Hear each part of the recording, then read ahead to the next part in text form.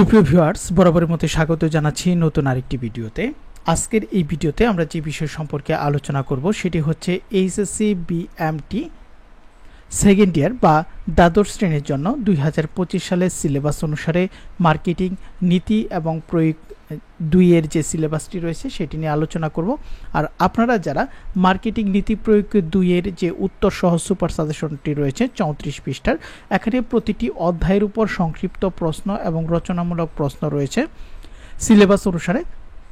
তো এই মার্কেটিং নীতি প্রয়োগ 2 এর উত্তর সহ সুপার সাজেশন সহ এই দুইটি বিষয়ের সুপার সাজেশন যারা 55 টাকায় নিতে চান উত্তর সহ সুপার সাজেশনের পিডিএফ ফাইল, তারা স্ক্রিনে দেখানো হোয়াটসঅ্যাপ নাম্বারে SMS করে মাত্র 55 টাকার বিনিময়ে এই দুইটি বিষয়ের উত্তর সহ সুপার সাজেশনের পিডিএফ ফাইল কিন্তু আপনারা সংগ্রহ করতে পারবেন। তো সুপ্রিয় ভিউয়ার্স, আজকের এই ভিডিওতে আমরা সিলেবাস নিয়ে সরাসরি মূল আলোচনায় চলে যাব। প্রথম রয়েছে অধ্যায় 1 উৎপাদনের ধারণা। এখান থেকে আমাদের পড়তে হবে উৎপাদনের ধারণা, গুরুত্ব ও আওতা, উৎপাদনের উপকরণ, ভূমি, শ্রম, মূলধন এবং সংগঠন, ভূমির ধারণা, বৈশিষ্ট্য, শ্রমের ধারণা ও শ্রম বিভাগের সুবিধা অসুবিধা, মূলধনের ধারণা ও গুরুত্ব, সংগঠনের ধারণা, বৈশিষ্ট্য, শ্রেণী বিভাগ। অধ্যায় 2 উৎপাদনের মাত্রা।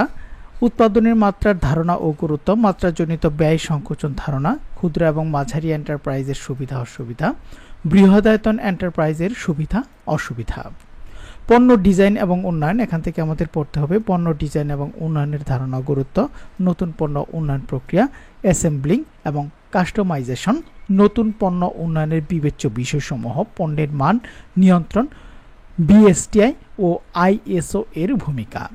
অধ্যায় 4 ব্যবসায়ের অবস্থান, লোকেশন অফ বিজনেস। এখান থেকে আমাদের পড়তে হবে ব্যবসায়ের অবস্থানের ধারণা ও সুবিধা অসুবিধা, ব্যবসায় অবস্থানের উপর প্রভাব বিস্তারকারী উপাদানসমূহ।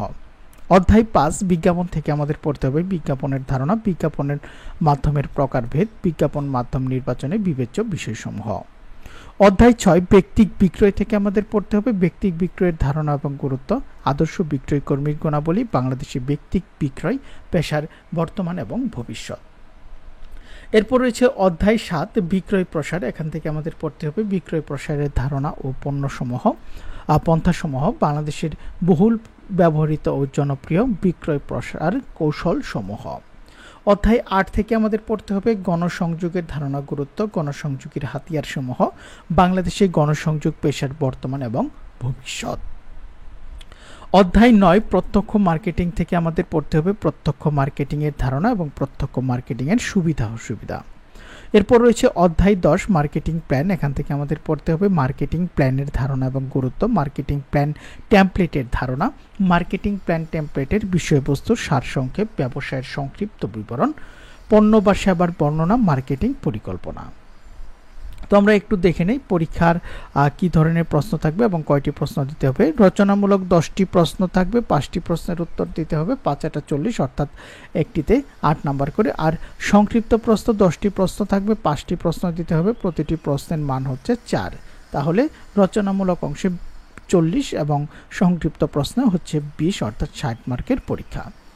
তো সুপ্রিয় ভিউয়ার্স, আপনারা যারা মার্কেটিং নীতি প্রয়োগ 2 এর উত্তর সহ সুপার সাজেশন প্রতিটি অধ্যায়ের উপর এরকম করে সুন্দর করে 34 পৃষ্ঠা রয়েছে, সেই সাথে আপনারা যারা অফিস ম্যানেজমেন্ট এই দুইটি বিষয়ের উত্তর সহ সুপার সাজেশন 55 টাকা নিতে চান, তারা স্ক্রিনে দেখানো হোয়াটসঅ্যাপ নাম্বারে আপনারা SMS করতে পারেন। তো আজকের এই ভিডিওটি এই পর্যন্ত। ভিডিওটি যারা দেখলেন তাদেরকে অসংখ্য ধন্যবাদ।